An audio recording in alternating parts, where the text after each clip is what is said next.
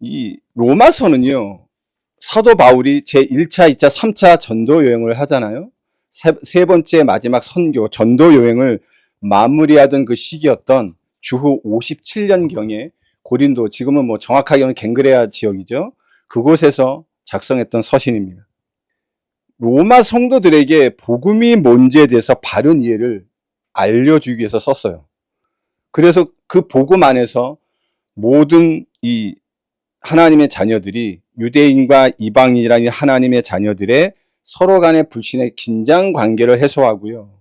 마지막으로는 바울 평생의 소원이었던 저 서버나 선교, 스페인 선교를 위한 너희들의 동참을 이렇게 구하고자 썼던 겁니다. 그래서 우리가 이렇게 계속해서 이 순서를 따라왔죠. 우리 1장 1절에서 17절을 통해서 바울은요, 하나님의 복음, 바울의 복음, 그리스도의 복음이 뭔지 먼저 로마 교회 성도들에게 소개합니다. 그 이후에 1장 18절에서 3장 20절까지 뭐였습니까? 너희 유대인들이나 너희 이방인들이나 모든 인류는요, 죄 아래에 있다는 걸 선언했다니까요. 그래서 니들에게 내가 전해준 그리스도의 복음이 왜 필요한지를, 그 당위성을 설명했단 말입니다. 그 이후에 3장 21절에서 4장 25절까지 뭡니까? 니들이 그 복음 안에서 구원케 받는 방법이 뭐냐는 겁니다. 그래서 바울이 제시한 건 뭐예요? 죄에서 해방되어야 되는데, 죄에서 빠져나와야 되는데, 그 방법이 뭐냐? 믿음이라는 거예요. 그랬을 때 하나님께서 우리를 의롭다 칭하는 칭의를 받게 된다는 겁니다. 우리가 지지난주 봤던 5장 1절 11절은 뭡니까? 그렇다면 니들이 그리스도 예수로 말미암은 의를 믿음으로 하나님께 의롭담 받았는데, 그렇게 됐을 때 하나님께 구원받은 자로서 혜택이 뭐냐는 거예요. 그 방법이 뭡니까? 화평과 확신이라는 겁니다. 그럼 오늘은요, 이제 지금까지 1장 1절에서 5장 11절까지 내용을요, 이제는 인류 전체 역사를 통해서 이제는 바울이 확증해주고 있는 겁니다. 바로 칭의와 은혜의 관계를요, 인류 전체 역사 안에서 다루면서 죄와 사망과 율법의 문제가 이방인으로서, 그다음에 유대인이 가장 강하게 걸려있는 이 문제를 예수 그리스도가 해결하셨다는 사실을 오늘 본문에 증거하고 있는 겁니다. 이 그림을 여러분 머리에 이렇게 기억하셔서 계속해서 말씀을 따라오시면 되겠습니다. 성도 여러분, 우리 인간의 비극은 어디서 시작됐습니까? 이 비극을 끝내는 근본의 해결책은 과연 뭘까요? 이 세상은요, 이 질문에 대해서 이렇게 대답을 하고 있습니다. 인간의 문제는 몰라서다. 그래서 교육을 시킵니다. 지금 우리나라 얼마나 잘 돼 있습니까? 그냥 이 사회에 이런 시스템이 너무나 잘 돼 있어서 이제는 태어나면 웬만한 아이들은, 웬만한 사람들은 다 이 교육이라는 시스템 속에 인간으로서 기본적인 이런 상식들을 습득하고 우리 규범들을 배워가잖아요. 그리고 또 뭡니까? 모든 사람들을 공평하게 인간답게 살아갈 수 있는 시스템 속에 넣고, 더군다나 요즘은 인권이라는 이슈 안에서 다 차별하면 안 된다고 밝힙니다. 이게 이런 인간의 문제를 해결하는 방법이라고 생각해서 끊임없이 투자하고 가르치고 이렇게 왔었습니다. 그런데요, 해결됐습니까? 예전에 비해서 대한민국만 봐도 예전에 비해서 정치 체계가 굉장히 민주화됐죠. 굉장히 많은 이 교육의 수준으로 올라와서 상당수가 최소한 고졸 이상, 그죠? 최소한 고졸입니다. 요즘은 뭐 대학 나온 거 어디 가서 명함도 못 내밉니다. 그 정도로 우리나라 학력 수준이 높아졌고, 얼마만큼 우리 사회가, 제도가 점점점 완벽해져가고 있습니까? 그런데요, 그 다음에 경제적 불평등을 해소하고자 보편적 복지를 내세워서 많은 우리들의 이런 리소스들을 소비함에도 불구하고 대한민국 보시기 바랍니다. 해결됐습니까? 아니잖아요. 전 세계를 봐도 해결돼 갑니까? 아니잖아요. 사람들은 그렇게 얘기해서 이런 솔루션들을 제시하고 했는데, 결론은 점점 더 세대 간의 갈등, 그 다음에 이런 성별 간의 갈등, 점점 이런 이념에 대한 갈등 때문에 나라가 더 어려워지고 전 세계가 지금 몸살을 앓고 있습니다. 여기에 대해서 성경은 뭐라고 솔루션을 제시합니까? 인간의 마주하는 이 죄와 이 죽음의 문제가 모든 원인의 시작인데 지금 인간이 제시한 이 솔루션은 아니다라고 말을 하고 있는 겁니다. 그러면서 성경은 그 문제의 시작이 어디입니까? 역사 속의 한 사람, 곧 첫사람 아담의 범죄에서 시작되었다고 지금 성경은 분명하게 말을 하고 있는 겁니다. 그래서 오늘 본문 로마서 5장 12절에서 21절은요. 이 모든 인간의 노력 속에서 찾지 못했던 영적인 문제와 그 영적인 문제로 파생된 인류의 모든 문제들에 대한 하나님의 해답입니다. 그 해답을 이제는 바울이 인류 역사를 들어서요. 첫 번째 아담과 두 번째 아담이신 예수 그리스도를 대조해 우리가 어떻게 구원받고 우리를 지배하던 우리를 통치하는 그 저변의 그런 것들이 어떻게 바뀌었는지를 말씀하고 있는 겁니다. 오늘 설교를 통해서 아담으로부터 물려받은 이 죄와 사망의 문제를 해결하신 우리 아버지 하나님과 예수 그리스도의 무한하신 의와 생명의 은혜를 깨닫는 시간 되길 바랍니다. 이것들이 나의 것으로 완전 오늘 못 박으시는 시간 되시기를 바라겠습니다. 바울은요, 12절에서 14절까지를 통해 인류의 역사적 비극을 말하면서 이 본문을 시작하고 있습니다. 성경은요, 아까도 서론에 말씀드렸다시피 인류의 고통과 사망의 원인을요, 절대 환경이나 교육의 부재에서 찾지 않고 있습니다. 누굽니까? 첫사람 아담이 하나님과의 언약을 깨트리고 불순종함으로 죄와 사망이 세상에 들어왔고 그 결과로 인해 모든 인류는 아담 안에서 죄인이 되었으며 그 부패한 본성, 타락한 본성으로 인해서 각자 개인의 실제 삶에도 죄를 지음으로 여전히 사망의 지배 안에 놓이게 되었다고 지금 분명하게 말씀하고 있는 겁니다. 이게 12절 내용 아닙니까? 그에 대한 증거, 하반절엔 뭐라고 돼 있어요? 모든 사람이 죄를 지었다고 지금 말을 하고 있는 겁니다. 이게 제일 이해 안 되잖아요. 아니, 나 아담 한 번도 본 적도 없는데, 그냥 성경에서 봤는데, 그분이 증거랑 나하고 뭔 상관이냐라는데, 아니라는 겁니다. 왜냐면요, 아담은 인류 전체의 조상이자 언약적인 대표이기 때문에, 이 대표자의 원리에 따라, 아담이 부패했기 때문에, 아담 안에 있던 우리들, 아직 아담이 선악과 언약 어길 때 우리는 태어나지 않았잖아요. 그럼에도 불구하고 아담의 허리에 있을 때 불구하고 아담의 후손으로 태어난 모든 사람들은 죄인이라는 거예요. 한 가지 예를 들어드릴게요. 만약에 어떤 한 나라가 있습니다. 근데 그 나라 대통령이요, 적대 관계에 있는 나라의 선전포고를 합니다. 그리고 전쟁을 시작하면요, 그 대통령이 선포한 그 선전포고로 인해 나라와 국민 전체가 그게 휩쓸리잖아요. 나는 안 할 거라고 아무리 외쳐도 적국에서 그 한 사람을 살립니까? 아니잖아요. 선전포고하는 그 순간에는 이미 내 의지하고 상관없이 저쪽과 나는 둘 중에 하나는 죽어야지만 되는 그런 사회가 돼버린 겁니다. 예, 이 대표자의 결정이요, 공동체 전체에 미치는 영향이 이런 거라는 겁니다. 이거를 아담의 대표성의 원리로 대입했을 때 아담의 범죄한 게 하나가 인류 전체의 죄였고 그 죄로 말미암아 들어온 사망이 인류 전체에게 영향을 미쳤다는 겁니다. 이거를 지금 13절과 14절에 바울이 인류 전체의 역사를 가지고 와서 설명하고 있는 거예요. 증명하고 있는 겁니다. 여러분, 모세 이전에 율법이 없었습니다. 그죠? 모세의 율법이 주어지기 전에도 아담부터 모세 시대까지 살았던 모든 사람들도 죽었어요. 죄 안 졌는데요? 죽었단 말입니다. 더군다나요, 아담은 하나님과 쌍방에 맺었던 그 언약을 어김으로 인해서 죄에 빠졌고 죽어야 되는 게 당연하잖아요. 여러분 선악과 따먹었습니까? 보셨어요? 에덴 동산 가보셨습니까? 아니잖아요. 그럼에도 불구하고 사망의 권세를 이기지 못하고 피하지 못했다는 겁니다. 우리의 논리로 따진다면 저는 더군다나 율법이 없을 때는 죄로 여기지 않았습니다. 그렇다면 내가 했던 게 죄가 아닌 거잖아요. 그러면 죽음이 나를 지배해야 됩니까? 나에게 죽음이 와야 됩니까? 라고 질문할 수 있는 거잖아요. 그럼에도 불구하고 사망이 왔고 그 사망이 온 이유가 내가 죄인이기 때문에 왔다면 왜 그러냐는 거예요.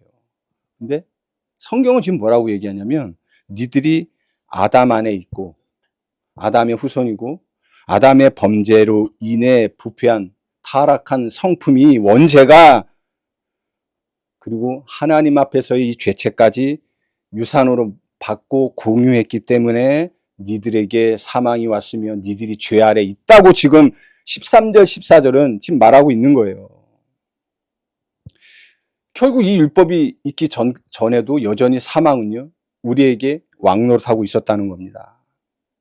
그래서 오늘날 사람들은요 이 사실을 모르기 때문에 지금도 인정 안 하기 때문에 스스로의 방법을 찾습니다. 자신에게 오는 이런 불안, 절망, 그리고 앞으로 자신의 먼 미래에 찾아올 이 죽음의 문제를 스스로 해결해 보려고요 노력하고 있습니다. 그게 인류 역사예요. 아담의 후손으로 태어난 아담의 후손으로 태어난 모든 인간은요 스스로의 노력과 공로를 가지고서는 절대 이 죄 문제, 죽음 문제 헤어날 수 없습니다. 왜요? 에베소서 2장 1절에 우리는 이미 허물과 죄로 죽은 상태로 태어났기 때문에 그렇습니다. 죽은 자가 뭔 노력을 한다고 있겠습니까? 죽은 나무가요 거기에 물을 주고 비료 주면 다시 소생해서 열매 맺습니까? 아니라는 겁니다. 오히려 더 빨리 썩어지게 한 지름길이잖아요. 예.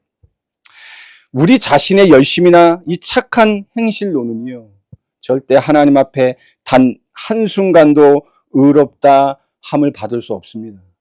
이 사실을요, 인정하고 하나님 앞에 나와 그 앞에 부복하여 자복하는 이것이요, 하나님의 은혜의 빛을 받아들이고 은혜의 비단에 참된 복음으로 참된 구원으로 들어가는 회개의 첫걸음이라는 겁니다. 이 사실이 인정 안 되기 때문에 절대 수많은 사람들이 가서 복음을 말해주고 예수님 믿으세요 말해도 콧방귀 끼는 겁니다. 나는 의인이라고 생각하기 때문에요. 그렇다면 오늘 이 자리에 함께 예배한 우리 주티처치 성도님들은 이 스스로 힘으로 구원에 이를 수 없다는 이 하나님의 준엄한 명령 앞에 여러분은 어떻게 생각하고 느끼고 계십니까? 정말로 내가 힘들고 어려운 절망의 순간에 있다고 생각하신다면 로마서를 통해서 우리에게 주신 이 말씀을 통해 오직 그리스도께 소망을 두어야 하는 이유를 발견하는 시간 되길 바랍니다. 계속해서 질문을 던져보세요. 그렇게 느끼셨다면 왜 오직 그리스도만이 유일한 길이라는 사실들이 나에게 은혜로 닿아지는 최고의 복된 순간이 되실 것입니다. 자, 이렇게 절망적인 얘기로 시작한 바울이지만 하나님은 또 바울은 이렇게 또 얘기를 합니다. 하나님은요, 인류를 첫째 아담의 실패와 절망 속에 그대로 내버려 두시지 않았다고 말입니다. 하나님은요, 새로운 인류의 대표, 둘째 아담이신 예수 그리스도를 보내셔서 첫째 아담이 철저하게 무너뜨리고 파괴한 모든 것을요, 회복하신 겁니다. 14절 끝에 보면 뭐라고 되어 있습니까? 아담은 오실자의 모형이라고 부릅니다. 누구의 모형이라는 겁니까? 바로 예수 그리스도의 모형이 아담이라는 겁니다. 그리고 그 그리스도를 15절에 19절에 걸쳐 첫째 아담과 비교할 수 없이 우월하심을 지금 증명하고 있는 겁니다. 아까 말씀드렸다시피 아담은 우리 모든 인류를 대표한다고 말씀드렸죠. 그게 하나님께서 아담에게 주신 복이에요.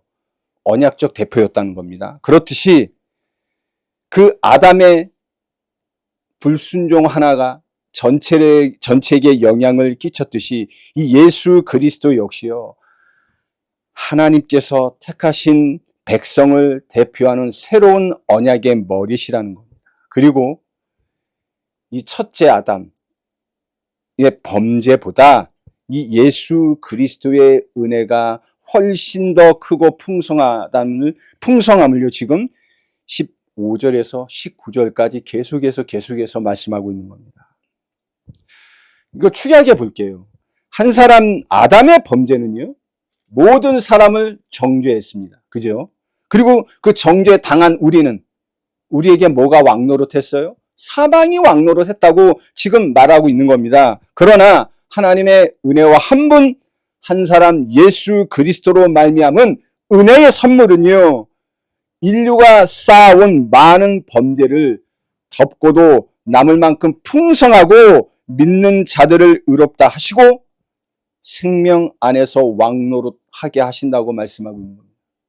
아담과 한 사람 예수 그리스도의 차이가 이 정도라는 거예요. 여기서요, 분명히 알아두실 게 한 가지 있습니다. 이걸 가지고 굉장히 약간은 오류가 있는 구원론을 많이 펼칩니다.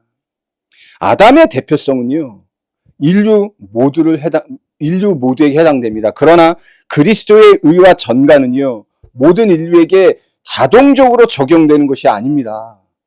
혹자들은요, 어떤 신학 가신 분들은 이 말씀을 근거로 그리스도가 모든 인류를 대해서 십자가의 속죄를 이뤘기 때문에 모든 사람은 구원받는다고 말해요. 근데 성경 보시기 바랍니다. 읽어보세요. 모든 사람이라고 주님이 그랬는지 아니라는 겁니다. 하나님께서 택하신 자, 그리스도의 의를 믿는 자들에게 임하는 하나님의 은혜라는 겁니다. 아담의 범죄로 말미암은 정죄는 아담에게 속한 모든 사람에게 속합니다. 그러나 그리스도의 의로 말미암은 의롭다 하심 칭의와 생명의 은혜는요, 그리스도께 속한 자, 주님의 의를 믿음으로 받은 자들에게만 주어진다는 겁니다. 이게 우리가 알고 있는 구원관이요, 구원론입니다. 구원은요, 주신 거를요, 나의 것으로 가져야 돼요. 그 방법이 뭡니까? 믿음이라니까요. 예수 그리스도 아무리 영접해 보세요. 믿지도 않은 예수 그리스도 입으로 나불댄다고 구원에 이릅니까? 여러분, 우리가 구원에 하나님께 의롭다함 받는 거는요, 주님께서 공생애를 통해서 하나님 앞에 했던 그 절대적인 순종과 함께 십자가상에서 앉으셔도 되는 일을 지신 그 순종의 의, 그 모든 것들을 우리가 믿을 때라는 거예요. 이 두 가지 사실을 내가 믿는다고 고백할 때 하나님이 그것을 보시고 우리에게 의롭다 칭하게 하시는 겁니다. 그게 하나님의 공의를 완전하게 충족하셨거든요. 그 옷을 내가 입음으로 말미암아 하나님이 남아있던 나의 죄를 간과하신 거예요. 없는 게 아니라니까요, 죄가요. 하나님이 그리스도의 의가 덮어지는 바람에, 그것을 읽는 바람에 죄 있는 나를 그 그리스도의 의로 말미암아 당신의 자녀로 수용해 주신다는 사실입니다. 그래서 구원은 전적인 하나님의 은혜입니다. 내가요, 회개할 수 있는 것도 하나님의 은혜입니다. 내가 이 사실을 알았다고 회개해야지 이런 마음이 든지 아십니까? 아니요.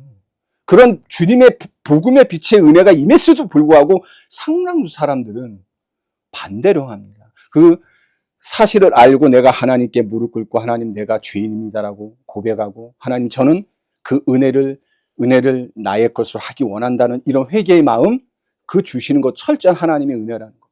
그래서 우리는 구원 앞에 하나님께 나의 분깃을 내세울 만한 게 요만큼도 없습니다. 그래서 우리는 겸손해지는 겁니다. 진짜 하나님 은혜 받고요, 구원 받았음을 확신하는 자들은요, 교만하지 않습니다. 여러분, 이런 것들을 로마서를 통해서 하나씩 확인해 가야 돼요. 그렇게 되어지면요, 하나님을 향한 사랑 일어날 수밖에 없죠. 그렇게 살아가야 돼, 회개하는 삶을 살아야 돼, 성화의 삶을 살아야 돼라고 말을 하는 게 아니라 그렇게 되어질 수밖에 없다는 겁니다. 하나님과의 올바른 관계가 처음부터 쫙 바르게 설정이 되면 그 은혜가 나로 하여금 끝까지 인도한다는 겁니다. 그래서 15절에서 19절은 이거를요, 우리 개혁신앙에서 말하는 전가의 교리로 잘 보여주고 있는 겁니다. 한번 우리 예배하는 우리 예배자들의, 우리 사랑하는 성도님들의 한번 마음과 생각이, 그 다음 나의 삶이 무언가에 지배되고 있는지 한번 생각해 보시기 바랍니다. 여전히 과거의 죄책감이십니까? 아니면 내가 하나님의 자녀가 됐음에도 불구하고 아직도 하나님 말씀에 온전히 순종하지 못하는 그런 율법적 좌책입니까? 아니면 여전히 이 세상이 커다래 보임으로 인해서 하나님의 은혜와 내가 하나님 자녀된 신분은 너무나 작게 보임으로 인한 두려움과 그렇게 살지 못하는 데 따른 하나님의 형벌, 사망의 그늘입니까? 우리는 더 이상 죄와 사망의 지배 아래 있는 사람 아니라니까요. 여러분 끝내십시오. 하나님이 우리를요 의롭다 하시겠다니까요. 선언해 버리신 거. 하나님, 만물을 창조하신 하나님, 공의로우신 하나님, 사랑의 하나님, 지금도 섭리의 하나님이 무한하시고 불변하시며 영원하신 그 하나님이 예수 그리스도의 의를 믿음으로 받은 우리에게 너 의로워 땅땅땅 변기할 수 있는 법정적 선언을 하셨다니까요. 그렇기 때문에 더 이상 이 죄와 사망은요 우리들을 어찌할 수 없습니다. 협박하는 거예요. 협박처럼 우리를 협박은 할 수 있겠죠. 여러분, 우리는요 하나님과 예수 그리스도의 은혜 안에서 선물로 받은 이 생명 안에서 왕노릇하는 자들임을 여러분 오늘 말씀을 통해 확신하시기 바랍니다. 더 이상 옛날 문제 좀 하나님이 버리라는데 버리세요 좀. 그렇다고 그거 남아있다니까요. 무시하라는 게 아니라 더 이상 그거에 잡히지 마시기 바랍니다. 그리고 오늘 실수한 거 그냥 기억은 하시되 잡히지 마세요. 미래 걱정 생각은 하되 잡히지 마세요. 하나님이 여러분들을 왕이라고 하시잖아요. 그거 권세를 누리시길 바랍니다. 그렇다면 이 은혜의 원리를 깨달은 우리는 여전히 죄와 유혹이 넘쳐나는 이 세상에서 어떻게 살아야 될까요? 바울은 이에 대해서 20절과 21절의 말씀을 통해 우리에게 그 길을 제시하고 있는 겁니다. 율법과 은혜의 관계를 설명하면서요. 은혜의 이 역사가 은혜의 통치권이 승리했고 승리할 거고 승리하게 할 거라는 거예요. 왜 그러면 그럼 그렇게 하시면 되지 왜 하나님은 모세를 통해서 우리에게 율법을 주셨을까요? 율법의 기능과 이유가 뭘까요? 하나님께서 율법을 주신 이유는 니들이 이 율법을 잘 지켜서 구원받으라고 주신 게 아닙니다. 율법은요, 우리의 율법 앞에 서면 우리의 죄성을 드러냅니다. 이게 죄라는 사실을 인식하게 하는 거울의 역할을 우리에게 주신 거예요. 그래서 인간들이 우리가 율법 앞에 서면 나는 하나님 앞에 의롭다 할 수 있는 게 없구나. 나는 절대 이런 것들을 거슬려서 완벽한 사람이 완벽한 의인이 될 수 없구나. 나는 죄인이구나를 깨닫게 하시려고 율법을 주신 겁니다. 나는 할 수 없다는 절망적인 인정과 함께 그래서 나에게 하나님의 은혜가 필요하구나. 은혜로 인도받는 저 그리스도가 필요하구나를요 알게 하시기 위해서 율법을 주셨다는 겁니다. 바울이 그래서 지금 20절에 뭐라고 얘기합니까? 그 율법 때문에 율법 앞에 서면 니들의 죄가 드러난다니까 적나라하게 드러난단 말이다. 그러나 그 죄가 드러나고 풍성하고 어마무지한 그곳에 뭐가 더 넘쳤다고 말을 해요? 은혜가 더욱 넘쳤느니라 라고 말을 하고 있는 겁니다. 뭡니까? 인간의 죄가요 율법 앞에 서면 엄청나게 드러나지라도 그리스도 안에서 우리에게 부어지는 하나님의 은혜는 그 모든 죄를 완전히 덮어버리고 남을 정도로 탁월하고 초월적이라는 거예요. 그래서 걱정할 필요가 없는 겁니다. 만약에 우리가 율법 앞에 섰는데 나의 연약함이 100으로 보이셨습니까? 그걸 덮어버리는 하나님의 은혜는 무한대입니다. 영원하십니다. 불변하다니까요. 그래서 우리가 그리스도 예수의 은혜로 말미암아 하나님 앞에 당당하게 설 수 있는 저 사탄마귀의 이간질의 온갖 협잡질에 맞설 수 있는 길은 내 의로움이 아니라 하나님의 은혜는 무한하시고 하나님의 은혜는 불변하시며 하나님의 은혜는 영원한 겁니다. 영원하시기 때문에 이 죄를 덮을 만큼 이런 은혜를 우리가 받았다는 겁니다. 그래서 우리는요 21절에 뭐라고 합니까? 니들은 그래서 이 은혜로 말미암아 죄와 사망, 죽음이 다스리던 지배하던 곳에서 이제는 은혜가 왕노릇하는 그리스도 예수 안에 이 놀라운 생명의 은혜 가운데 은혜로 옮겨졌다는 거예요. 우리의 신분과 소속이 완전히 바뀌었다고 21절에 말을 합니다. 죄와 사망의 종이었던 우리가 뭐예요? 생명 안에서, 그리스도 예수의 생명 안에서 왕 노릇할 자. 우리의 소속이 어디라고요? 하나님과 예수 그리스도 안에 소속된 자라는 겁니다. 이렇게 대단하다니까. 누구 때문이에요? 하나님의 은혜. 그 은혜는 무한하시고 영원하시며 불변합니다. 그 속에 우리가 들어와 있다는 겁니다. 자, 그분이요,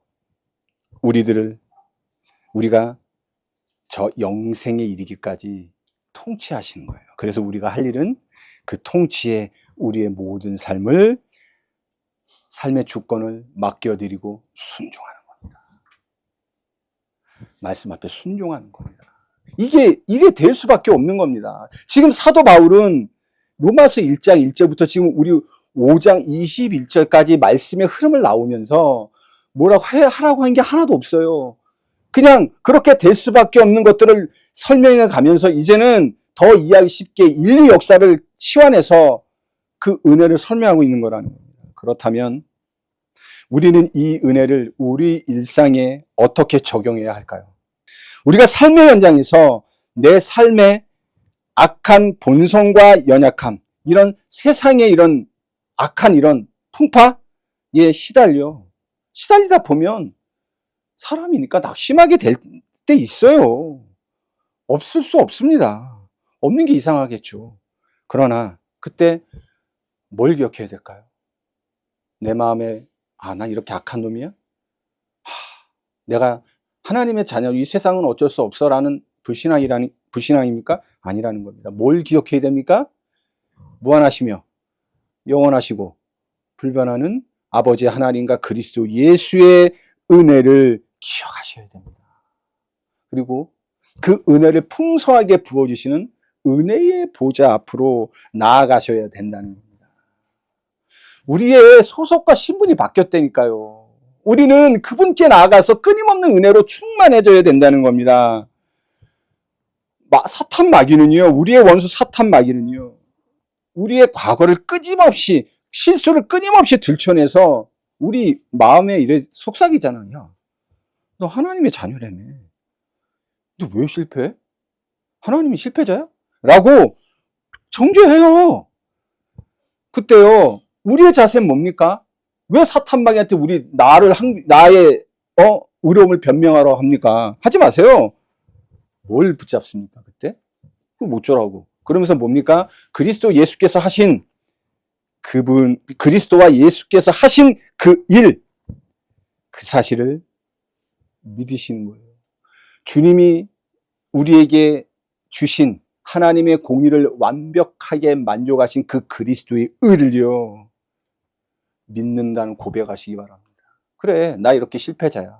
나 이렇게 바보야. 그런데 그 주님이, 아버지 하나님과 그리스도가 나를 의롭다 했어. 나는 주님이 하신 그 사실을 믿어. 나 연약한 자 맞는데 하나님께서 그리스도의 의를 보시고 나를 의롭다 했는데 네가 뭔데 날 뭐라. 이렇게 하셔야 된다는 겁니다. 그러면서 그 누구도 변기할 수 없는 구원의 은혜가 내게 있어. 나는 그리스도 예수 은혜 아래서 왕의 신분을 누리게 될 자임을 더 공고히 하셔야 된다는 겁니다. 그러면서요, 우리에게 임한 이 은혜를요, 나를 통해 그곳에 임하게 하는 통로의 역할을 하시면 돼요. 하는 게 아니라, 내가 하자는 게 아니라 하나님께서는 나를 통해 우리의 관계된 모든 곳에 역시 은혜로서 왕의 은혜가 임하게, 왕으로서 그곳에 좌정하시기를 원하신다는 겁니다. 그 일에 앞선 자로서, 증인으로서 나를 먼저 부르시고 그곳에 보내셨다는 거예요. 그러면 우리의 역할은 뭡니까? 통로로서 그 은혜가 흐르도록 하면 되는 거예요. 우리가 할 게 있습니까? 내가 사랑으로 충만한데, 내가 은혜로 충만한데 힘들어 보이는 나의 옆에 있는 동료에게 야, 똑바로 이런 말이 나갑니까? 여러분, 우리는 알고 있잖아요. 말 한마디 건네주는 겁니다. 그래, 할 수 있어. 그래, 힘들지.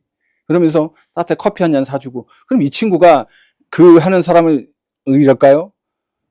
내 마음을 위로해주는 애가 있고, 그럼 물어보고, 너는 도대체 나랑 똑같이 시달리고 힘든데 너는 왜 그래? 그때, 나도 예전에 이랬는데, 이렇게 해서 내가 주님의 은혜 받고 보니까, 나도 모르게 나에 대한 이런 힘이 생겼어. 그럼 그게 전도예요. 굳이 얘기하지 않아도. 이게 하나님께서 우리에게 주신 생명 안에서 왕노릇하는 성도의 참된 삶이라는 사실을 우리 성도님들 명심하시기를 바랍니다.